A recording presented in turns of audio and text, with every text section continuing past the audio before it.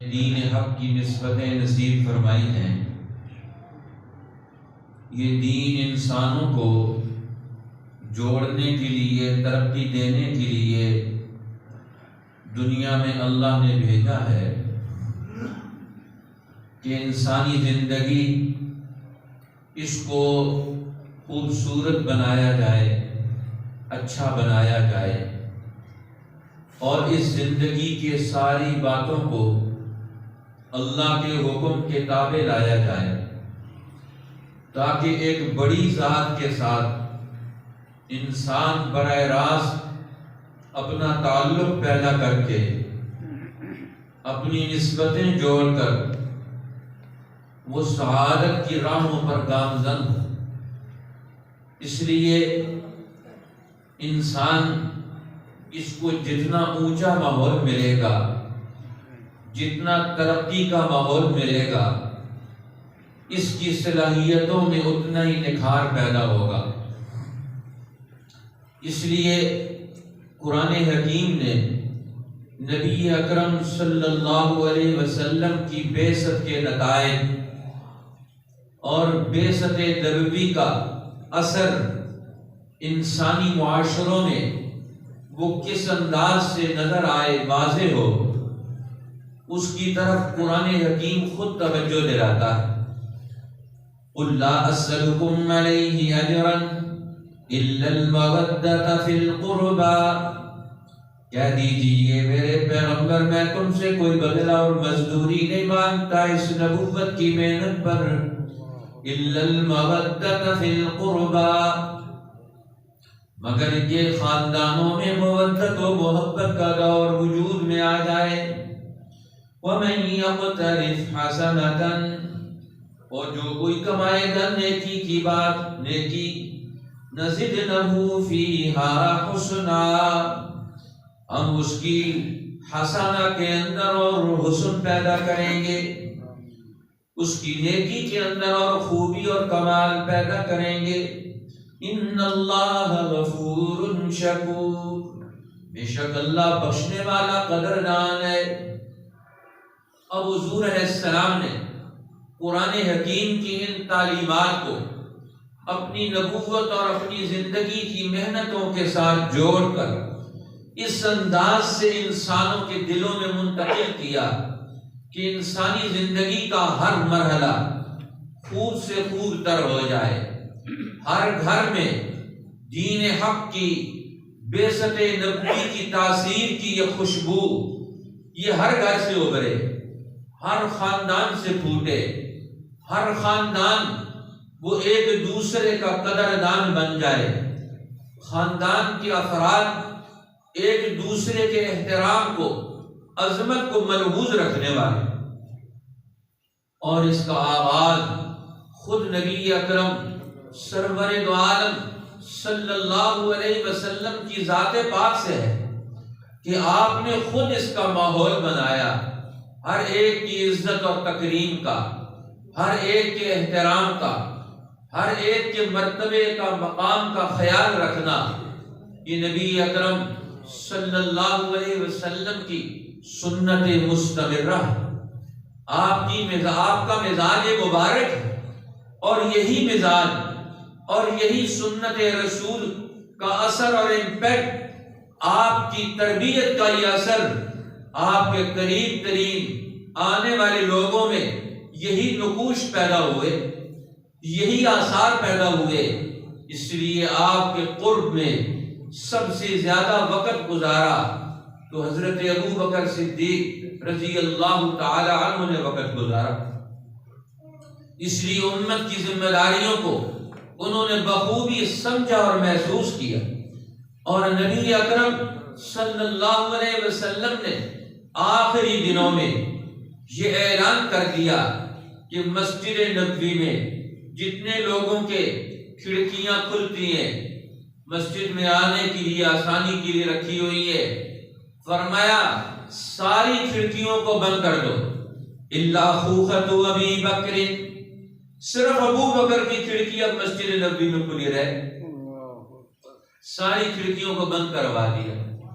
آج بھی مسجد نبوی میں جو ہمارے حجاج اور عمرہ کرنے والے لوگ جاتے ہیں تو مسجد نبوی میں جب دائیں طرف سلام پھیرتے ہیں تو دائیں طرف مسجد نبوی کا جو اصل حصہ ہے اس کی دائیں طرف باب السلام، اس سے پچھلا دروازہ وہ باب ابی بکر صدیق ہے، اور اس کے اوپر لکھا ہوا بھی ہے خوخت ابی بکر، یہ ابو بکر رضی اللہ تعالیٰ عنہ کا گھر تھا اور یہیں سے وہ مسجد میں آتے تھے۔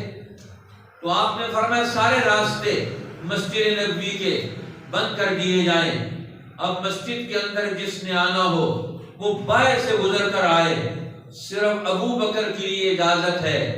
ان کو عزت اور احترام بخشا کہ ان کا اگلا دور جس عظیم کردار کا حامل بن کر انسانیت کے لیے، امت کے لیے، ان کی رہنمائی کے لیے وجود میں آ رہا ہے، اللہ کے پیغمبر اس کے نقوش، اس کے آثار ان کو واضح کر رہے ہیں۔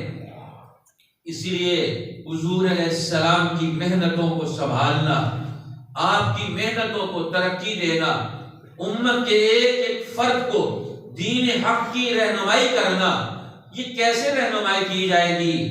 یہ اور اللہ کے پیغمبر سے حضرت ابو بکر صدیق نے جو تربیت پائی اور جو مقاصد دین سیکھے اور سمجھے، اس کے نتائج انہوں نے عملی کردار کے طور پر واضح کیے۔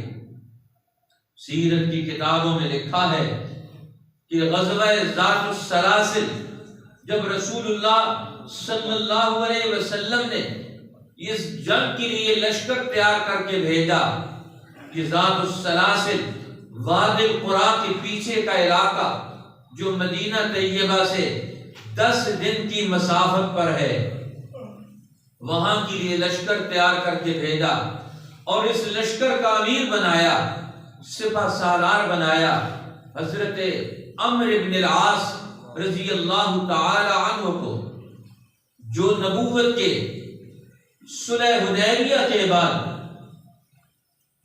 چھٹے سال کے آخر میں، یہ 7ویں ہجرت کے سال میں یہ مسلمان ہو کر آئے۔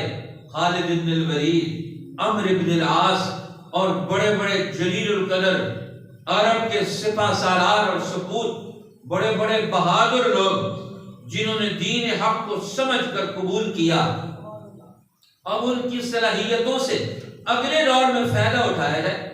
اب غزوہ ذات السلاسل میں حضور علیہ السلام نے حضرت عمرو بن العاص کو امیر لشکر بنا کر بھیجا، سپہ سالار بنا کر بھیجا، اور اس لشکر میں بڑے بڑے جلیل القدر لوگ اس لشکر کا حصہ ہیں۔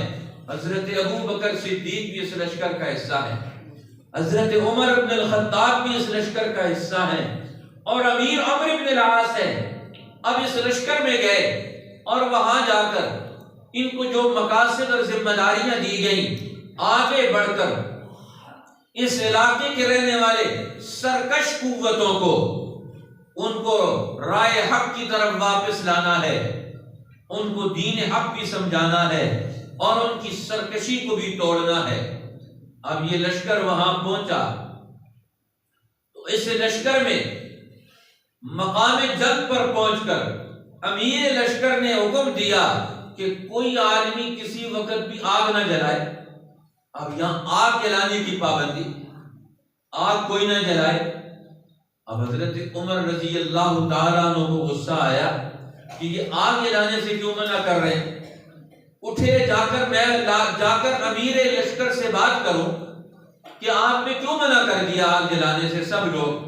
اب یہ کیسے اپنا غلہ اناج ضرورت کیسے پوری کریں گے؟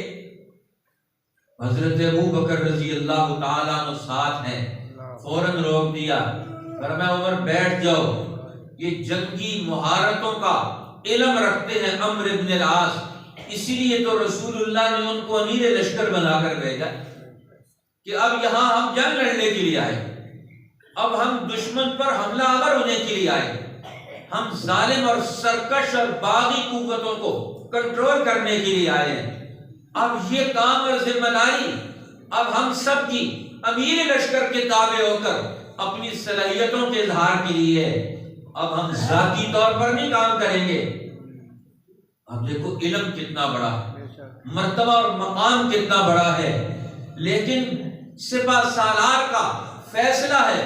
حضرت عمر اس پر بحث و تحقیق کرنا چاہتے ہیں، حضرت ابو بکر نے روک دیا. فرمایا کہ حضور السلام نے امیر بنا کر بھیجا ہے، تو اب امیر کا اپنے سسٹم اور نظام کا احترام کرنا، اپنی ذمہ داریاں نبھانے والے لوگ جن کے کندھوں پر اجتماعی ذمہ داریاں ہیں، ان کی عزت، مرتبے، مقام اور احترام کا کیسے خیال رکھا جائے گا؟ حضرت ابو بکر صدیق ایک لشکر کا ممبر بن کر اس ماحول کو قائم رکھنے کے لیے، اجتماعی ماحول، جماعتی ماحول، ایک ڈسپلن کا ماحول، ایک نظم اور کنٹرول میں رہ کر کام کرنے کی اہلیت اور صلاحیت آج مسلمانوں میں مفقود ہوگی. اور آدمی کہتا ہے میری رائے مانی جائے. جی کوئی کسی کی دوسرے کی رائے ماننے کے لیے، سننے کے لیے تیار نہیں. اب سب ایک دوسرے کی رائے کو کیسے قبول کریں گے؟ حضرت ابو بکر صدیق رضی اللہ تعالیٰ عنہ لشکر میں مسلمانوں کو اجتماعی رائے پر عمل کرنے کا ایک مزاج قائم رکھنا چاہتے ہیں. عمر بن الخطاب کو بھی روک دیا، اور وہ بھی حضرت ابو بکر کی رائے کا احترام کرتے تھے، اپنی رائے پر ڈٹ نہیں گئے. حالانکہ اشدہم فی امر اللہ عمر، اللہ کے دین کے بارے میں عمر سخت رائے رکھتے ہیں، لیکن سمجھتے ہیں کہ دین حق کا تعارف اور تعلیم کیا چیز ہے. فوراً روک گئے، باز آ گئے، اسی وقت بیٹھ گئے، اور جو فیصلہ ہوا اسی فیصلے کو عمل درآمد کرنے کے لیے سب کو تیار کر لیا. اب سب کی رائے کو منظم کرنا، مجتمع کرنا، اپنے ڈسپلن کو قائم رکھنا، مودت اور محبت کو قائم رکھنا، سسٹم کو بھی قائم رکھا جائے، بامی تعلقات کو بھی قائم رکھا جائے. یہی تو وہ بات تھی حضرت ابو بکر رضی اللہ تعالیٰ نے. اب کہتے ہیں امیر لشکر نے دوسرا اعلان کیا کہ ہم نے آگے بڑھنا ہے. یہاں اس علاقے کے ماہرین میں سے کون آدمی ہے جو اس علاقے کو جانتا ہو؟ لوگوں نے کہا اس علاقے کے جاننے والے لوگوں میں سے رافع بن عمر طائی قبیلے کے رافع، وہ ہمارے لشکر میں شامل ہیں. وہ اس علاقے اور اس سارے ماحول کے چپے چپے کا واقف، وہ اکیلے بھی یہاں سفر کرتا تھا. اور طائی قبیلہ وہ عرب میں لوٹ مار بھی کرتا تھا، اور وہ بہت سارے کارنامے بھی سر انجام دیتے تھے. مگر یہ سب علاقے کے ماہر ہیں. انہوں نے کہا اب یہاں تم نے ذمہ داری نبھانی ہے، ہمیں راستہ بتانے ہیں، ہم کس راستے سے وہاں پہنچیں گے، کیسے کیسے آگے بڑھیں گے. تو جو جس صلاحیت کا حامل ہے اس سے اس صلاحیت کے اعتبار سے کام لیا جائے. یہی تو رسول اللہ نے تربیت دی. اب وہ لوگ یہ نہیں کہ میں امیر لشکر ہوں تو اب صرف میری رائے چلے گی. نہیں، اس سرزمین کا واقف کون ہے، یہاں کی راہوں کا واقف کون ہے، اس کو ساتھ لے کر چلا جائے، اس کی رہنمائی میں یہ منزل اور مسافت طے کی جائے اور اس کو آگے بڑھا جائے. مقاصد اپنے ہوں گے، ذمہ داریاں خود نبھائیں گے، فیصلے رسول اللہ کے نافذ ہوں گے، لیکن راستہ آگے بڑھنے کا وہ یہاں کے ماحول سے اس کو حاصل کریں گے. اب رافع بن عمر طائی وہ کہتے ہیں کہ میں اس پورے لشکر کے دوران ہم آگے گئے، واپس آئے، اپنے مقام پر واپس آئے تو ایک آدمی کو میں نے دیکھا تو کہنے لگے میری نگاہ حضرت ابو بکر پر تھی، اور حضرت ابو بکر اس سارے سفر میں فدق کی قبا پہنے ہوئے تھے. فدق کے علاقے میں کپڑے بنائے جاتے تھے، وہاں کی قبا اپنے اوپر اوڑے ہوئے تھے، اور اس کو جب سواری پر بیٹھتے آگے سے بٹن بند کر دیتے، اور جب نیچے اترتے تو اپنے بٹن کھول دیتے. کہتے ہیں جب ہم واپس آئے اپنی جنگی مہم پوری کر کے جس مقام سے گئے تھے واپس پہنچے، اب یہاں آ کر ٹھہر کر پورا نقشہ واضح کرنا ہے ہم نے کیا کچھ کیا، آگے واپس جا کر کیا کریں گے. اب قیام کر کے ساری محنت کا حاصل تیار کر کے اب واپسی کا سفر کرنا ہے. جب یہ قیام کی منزل پہ آئے تو کہتے ہیں میں نے عرض کی یا صاحب خلال، اے صاحب خلال، ابا کو اوڑھنے والے، آپ مجھے اس پورے لشکر میں بڑے سمجھدار آدمی نظر آتے ہیں، میں آپ سے رہنمائی لینا چاہتا ہوں۔ اب دیکھو پورے لشکر کے دوران حضرت ابو بکر صدیق رضی اللہ تعالیٰ عنہ ایک عام آدمی کی طرح لشکر میں جا رہے ہیں، ساری ڈیوٹیاں سر انجام دے رہے ہیں، سارے کام کر رہے ہیں، لیکن سب لوگوں کے ساتھ مل کر، اور ایک عام آدمی قبیلہ طائع کا رافع ابن عمر، وہ کہتا ہے پورے لشکر میں مجھے آپ سب سے زیادہ خیر والے نظر آتے ہیں، اب میں آپ سے استفادہ کرنا چاہتا ہوں، میں آپ سے اپنی زندگی کی رہنمائی لینا چاہتا ہوں، میں آپ سے کچھ سیکھنا چاہتا ہوں، لیکن میں ایک عام آدمی ہوں، مجھے لمبی چوڑی باتیں مت بتائیں، کچھ باتیں بتائیں جو میں مختصر سی باتیں میرے دماغ میں بیٹھ جائیں، میرے ذہن نشین ہو جائیں، میں ان پر عمل کر کے کامیاب ہو جاؤں، لمبی چوڑی باتیں مت بتائیں مجھے۔ تو آپ نے فرمایا ٹھیک ہے، تو اپنی 5 انگلیوں کو جانتا ہے، دیکھو دین کا تعارف کیسے کروایا جاتا، دین حق کے ساتھ عملی نسبتیں کیسے جوڑی جاتی، ذہن نشین باتیں کیسے کروائی جاتی ہیں۔ نے کہا ہاں جانتا ہوں۔ فرمایا یہ 5 انگلیاں ہیں۔ نے کہا ہاں 5 انگلیوں کو جانتا ہوں۔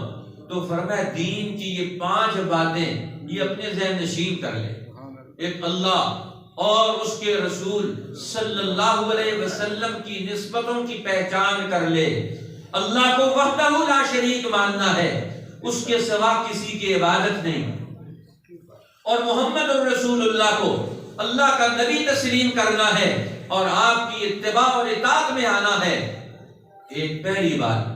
دوسرا وقت پر نماز ادا کرنی ہے، تیسرا مال ہے تو زکوٰۃ ادا کرنی ہے، چوتھا تو نے رمضان کا مہینہ پایا تو روزے رکھنے ہیں، اور 5واں طاقت رکھتا ہے حج بیت اللہ کرنے کے لیے جانا ہے۔ انہوں نے کہا یہ باتیں سمجھ گیا؟ انہوں نے کہا ہاں سمجھ گیا۔ فرمایا دین کی یہ 5 بڑی اہم بنیادی باتیں ہیں۔ اب دیکھو دین کا پہلا تعارف ایک کسی نئے آدمی کو کروایا جائے گا، اسلام کی عبادات کی اہمیت اس کے دل و دماغ میں بٹھانی، اس کو ذہن نشین کروانی ہے۔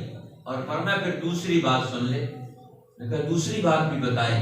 فرمایا دوسری بات یہ ہے کبھی 2 آدمیوں کا امیر مت بننا، کبھی 2 آدمیوں کی امارت قبول مت کرنا، کبھی 2 آدمیوں کی ذمہ داری مت قبول کرنا، امیر بن کر، حکمران بن کر، لیڈر بن کر ان کی ذمہ داری کو مت قبول کرنا۔ انہوں نے کہا کہ کیا؟ اس کا مطلب یہ ہے کہ یہ عمارت یہ اب اہل بدر کے اندر ہی رہے گی، یہ نیچے والے لوگوں میں نہیں آئے گی۔ اور بدر والے لوگ کون سے ہیں؟ قربانیاں دینے والے، رسول اللہ کا ساتھ دینے والے، آپ سے قرآن سیکھنے والے، اپنے دور کفر شرک اور جہالت سے نکلنے والے، جنہوں نے اپنے عقل اور شعور سے دین حق کو قربانیاں دے کر سیکھا اور سمجھا، رسول اللہ کی تربیت کا ایک دور گزارا۔ ایک اہل بدر کا ایک مقام تھا دین حق کی قبولیت کے اعتبار سے، دین کے عملی تقاضوں کے لیے قربانیاں دینے کے اعتبار سے۔ اسی لیے تو رسول اللہ نے فرمایا تھا ان اللہ قد اطلع علی اہل بدر، اللہ نے بدر میں شریک ہونے والے لوگوں کے ایک ایک کے دل کو جھانک لیا ہے، اس کے دل کے اندر کے ایمان کو، اللہ اور اللہ کے رسول کے تعلق کو، قرآن حکیم کے علم کو اور اخلاق کو، انسانی زندگی کے تقاضوں کی تکمیل کے لیے شعور اور ادراک کو، اللہ نے ان کے دل و دماغ کی ساری صلاحیتوں کو جھانک لیا ہے۔ قد غفر اللہ لأہل بدر، اللہ نے اہل بدر کے پچھلے پہلے سارے گناہ معاف کر دیے ہیں ان کی اس قربانیوں کے نتیجے میں۔ یہ معمولی چیز نہیں ہے، اس لیے اس کے دل و دماغ میں یہ بات بیٹھی ہوئی تھی۔ اس کا مطلب یہ ہے اسلام کسی کو ذمہ داری دیتا ہے اس کی اہلیت کی بنیاد، اس کی معرفت اور عقل کی بنیاد پر، اس کا اللہ اور اللہ کے رسول کے تعلق کی بنیاد پر، اس کے اندر اہلیت کیا ہے۔ فرمایا ہاں اہل بدر کو اللہ نے یہ مقام دیا ہے کہ ان کو امت کی ذمہ داریاں دی جائے، نگرانی دی جائے۔ کیا اس سے نیچے بھی دور آئے گا؟ انہوں نے کہا ہاں تم جیسے اور تمہارے بعد آنے والے لوگوں کو بھی ایک دور آئے گا یہ عمارت نیچے بہت عام ہو جائے، ہر ایک آدمی امیر بننے کے چکر میں ہوگا، ہر آدمی لیڈر بننے کے چکر میں ہوگا، صلاحیت ہو یا نہ ہو، کام کر سکتا ہو یا نہ کر سکتا ہو، اب کام صلاحیت کے بغیر ہی وہ امیر بننا چاہتا ہے، نگران بننا چاہتا ہے، حکمران بننا چاہتا ہے، وہ اپنی ڈیوٹی لینا چاہتا ہے۔ فرمایا دو آدمیوں کی ڈیوٹی مت سنبھالنا، عمارت اور حکمرانی کو مت طلب کرنا۔ کیوں مت طلب کرنا؟ وجہ سمجھائی۔ یہ بات آج تک یہ بہت کم لوگوں نے سمجھی اور سنی ہوگی، جو حضرت ابو بکر صدیق نے سمجھی ہے، اور اس عامر کو، اس رافع ابن عامر طائی کو انہوں نے یہ مسئلہ سمجھایا، یہ دین کا سب سے بڑا اور اہم مسئلہ ہے جو آج ہماری نظروں سے ہو جائے۔ فرمایا کہ اللہ نے محمد صلی اللہ علیہ وسلم کو اپنا نمائندہ نبی بنا کر، رسول بنا کر، انسانوں کا ہادی اور رہنما بنا کر دنیا میں بھیجا۔ اب یہاں انسانیت کا تعلق براہ راست اللہ اور محمد الرسول اللہ کی رہنمائی میں آ گئے۔ کچھ لوگ تو اپنے دل و دماغ سے خود فیصلہ کر کے مسلمان ہوئے ہیں اللہ کی رضا حاصل کرنے، اور کچھ لوگ سرکش قوتوں کو کچلنے کے بعد اسلام کی طاقت سے مرعوب ہو کر مسلمان ہوئے ہیں۔ اب یہ دونوں لوگ جو اپنی رضا اور رغبت سے مسلمان ہوئے اور جنہوں نے اسلام کی طاقت اور قوت کو دیکھ کر اسلام کو قبول کر لیا، اب یہ سب کے سب لوگ جو اسلام میں داخل ہو گئے، اب ان کی حیثیت بدل گئی، ان کی زندگی کی نوعیتیں بدل گئی۔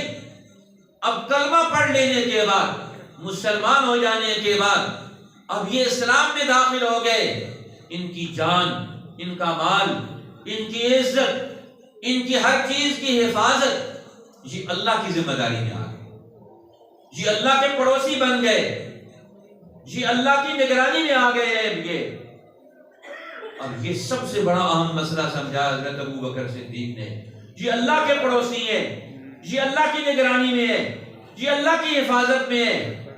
آج اگر تمہارے پڑوس کے کسی آدمی کی کوئی بکری اٹھا کے لے جائے تو تم اپنے پڑوسی کے لیے غضبناک ہوتے ہو، غصے میں آتے ہو کہ میرے پڑوسی کو نقصان ہو گیا اور اس کا مسئلہ حل کیوں نہ ہو۔ تو کیا اللہ کے پڑوس میں آنے والے کا کوئی حق ضائع ہو جائے، اس پر ظلم ہو جائے، اس کا مسئلہ پریشانی کا پیدا ہو جائے، تو فرمایا پھر کیا اللہ کو غصہ نہیں آئے گا؟ اللہ اپنے پڑوسی کی حفاظت کرنے کے لیے غصے میں نہیں آئے گا؟ فرمایا جب کوئی آدمی مسلمانوں کا حکمران بنتا ہے، نگران بنتا ہے، ذمہ دار بنتا ہے، ایک آدمی دوسرے پر ظلم کرتا ہے، اس کا مال چھینتا ہے، اس کا حق لیتا ہے، اس کو تنگ کرتا ہے، اس کی زندگی کو مجبور کرتا ہے، اس کو پریشان کرتا ہے، تو فرمایا اللہ کے تعلق پر اس حکمران کا فریضہ بنتا ہے کہ اس ظالم کا مقابلہ کر کے مظلوم کو حق دلوائے، کسی مظلوم کو حق سے محروم نہ ہونے دے۔ یہ اس حکمران کا فرض ہے۔ یا جب تو خود حکمرانی کرے گا، حکمرانی طلب کرے گا، اور جب مسلمان کا کوئی ظالم کسی مظلوم مسلمان کا حق مارے گا اور تو اس کو حق دلوانے کے لیے تیار نہیں ہوگا، قدم نہیں اٹھائے گا، قانون نہیں بنائے گا، فیصلہ نہیں کرے گا، تو اس کے مظلوم کے ساتھ نہیں کھڑا ہوگا، تو اللہ تیرے مقابلے میں ہوگا۔ اللہ اپنے پڑوسی کو بچانے کے لیے تیرے اوپر غضبناک ہو۔ یہ حکمرانی معمولی چیز نہیں ہے۔ ابو بکر صدیق کی نگاہ میں خلافت کا، امارت کا تعارف اور پہچان کیا ہے؟ آج ہم سمجھتے ہیں امارت اور خلافت پیسے اکٹھے کرنے کے لیے، لوگوں سے چندہ ٹیکس وصول کرنے کے لیے، ان کے اوپر اپنا بوجھ لادنے کے لیے، ان کے مسئلے پریشانیاں پیدا کرنے کے لیے۔ آج ہر حکمران، ہر اوپر والا اپنے نیچے والوں کے لیے مسئلے پیدا کرتا ہے۔ ابو بکر صدیق نے قرآن کی تعلیم سے، رسول اللہ کی تربیت سے اپنا یہ ذہن بنایا، اور امت کا بھی یہ ذہن بناتے ہیں، لا تسل الامارۃ، دو آدمیوں پر امیر بننا مت قبول کرنا۔ اگر امیر بنتا ہے تو پھر مظلوم کی حمایت میں کھڑے ہونے سے کبھی پیچھے مت ہٹنا، اس لیے کہ پھر اللہ تیرے مقابلے میں ہوگا اور تو اللہ کے مقابلے میں ہوگا۔ اس لیے یہ کوئی معمولی بات نہیں ہے۔ الغرض حضرت ابو بکر صدیق نے فرمایا یہ دور، اگلا دور آئے گا جب نہ اہل لوگ حکمران بنے، نااہل لوگ ان کو برداشت کریں گے، ایک نااہل طبقے کو اپنے اوپر حکمران مسلط کریں گے اور وہ ان کا بیڑا غرق کرے گا، ان کے اداروں کو تباہ کرے گا، قوموں کو تباہ کرے گا، نسلوں کو تباہ کرے گا۔ لیڈر آج ہمارے، انہوں نے قوموں کا مستقبل تاریخ کر دیا، غلط فیصلے کر غلط حکمت عملیاں بنا کر پوری کی پوری قوموں کا انہوں نے مستقبل اجاڑ دیا۔ آج ان کو پوچھنے والا بھی کوئی نہیں ہے۔ قرآن یہ جرأت پیدا کرتا ہے، ابو بکر صدیق ایک پوچھنے والے کے ذہن میں یہ رائے پیدا کرتے ہیں کہ تمہیں حکمرانوں پر ظالم کے مقابلے میں کھڑے ہونے کی طاقت پیدا کروانی ہے۔ اسی لیے پہلا خطبہ دیا خلافت کا سیدنا ابو بکر صدیق رضی اللہ تعالیٰ عنہ نے فرمایا میں تم میں سے ایک ادنا آدمی ہوں، میں تمہیں میں سے ایک آدمی ہوں، تم نے میرے اوپر یہ بوجھ لادا ہے خلافت کا۔ اللہ کی قسم پہلا خطبہ ارشاد فرمایا رات کی تاریکیوں میں بھی دن کے اجالوں میں بھی کبھی بھی اللہ سے میں نے یہ دعا نہیں مانگی اللہ مجھے تو امت کا خلیفہ اور حاکم بنا دے۔ کہتے کبھی بھی میں نے یہ دعا نہیں مانگی اللہ سے، تم لوگوں نے میرے اوپر یہ وظیفہ مقرر کیا ہے، لہذا اب تم میرے معاون بن جاؤ۔ اور پہلا جملہ ارشاد فرمایا اب میرا بھی فیصلہ سنو، پھر جب تم نے مجھے خلیفہ بنایا ہے تو اب میرا کام کیا ہوگا؟ فرمایا میں مظلوم کے ساتھ کھڑا ہوں گا اور میں ظالم کے مقابلے میں کھڑا ہوں گا، میں ظالم کے طاقتور ظالم، عزت والا ظالم، اس کے منہ پر پاؤں رکھ کر میں زمین پر لگاؤں گا جب تک میں مظلوم کو اس کا حق نہ دلوا دوں۔ اپنی خلافت کی قوت سے، اپنی رائے سے، اپنی طاقت کو استعمال کر کے مظلوم کے حق میں جب تک میں اس کا حق نہ دلوا دوں، میں اس ظالم کو، طاقتور ظالم کو، باعزت ظالم کو میں اس کے چہرے سے، اس کے منہ سے میں پاؤں نہیں ہٹاؤں گا۔ میرا قانون، میرا علم، میری طاقت، میری صلاحیت جو رسول اللہ کی تربیت ہے یہ ایک مظلوم کی حمایت میں کھڑی ہوگی۔ آج رسول اللہ پر ایمان رکھنے والے سارے لوگ موجود ہیں، آج دنیا میں مظلوم کے حق میں کون کھڑا ہوتا ہے؟ مظلوم کے حق میں کون آواز اٹھاتا ہے؟ کسی مظلوم کے حق کے لیے کون کردار ادا کرتا ہے؟ خلافت صدیقی نام اسی چیز کا تھا۔ رائے یہ پیدا کرتے ہیں کہ یہ اللہ کے پڑوسی، یہ سارے عوام، یہ مظلوم جو ایمان کلمہ نے پڑھ لیا، جس نے کلمہ پڑھ لیا وہ اللہ کی حفاظت اور پڑوس میں آ گیا۔ اب یہ اللہ پر اس کی حفاظت لازم اور ضروری ہے، اور اس کی حفاظت دنیا میں اللہ کا خلیفہ اور نائب کرے گا۔ لہذا دو آدمیوں پر کبھی بھی حکمرانی مت طلب کرنا۔ اگر تم ظالم کا ساتھ دو گے، مظلوم کی حمایت میں نہیں کھڑے ہوگے تو تم اللہ کا مقابلہ کر رہے ہو۔ کتنا عجیب دین حق کا کتنا عظیم تصور پیش کیا۔ اسلام کس چیز کا نام ہے؟ رسول اللہ کی محنت سے یہ پوری امت کلمہ پڑھنے والے لوگ یہ اللہ کی پناہ میں آ گئے۔ عصموا منی دماءهم واموالهم، انہوں نے اپنی جان اور مال کو اللہ کا کلمہ پڑھ کر توحید کا اقرار کر کے محفوظ کر لیا۔ کون ہے کس کے اندر جرأت ہے؟ کسی انسان کو جس کو اللہ نے عصمت اور حفاظت دی ہے، اللہ کی عصمت اور حفاظت کو ختم کرتا ہے۔ آج ہمارے معاشرے میں روزانہ ناحق کتنے قتل ہوتے ہیں؟ کیوں قتل ہوتے ہیں؟ کتنے لوگوں کا مال چھینا جاتا ہے؟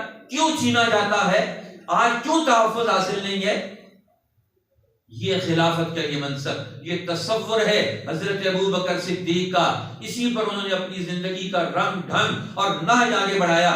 اللہ ہمیں اس کی توفیق عطا فرمائے، دین حق کا صحیح تصور اپنے دل و دماغ میں ذہن نشین کرنے کی توفیق عطا فرمائے۔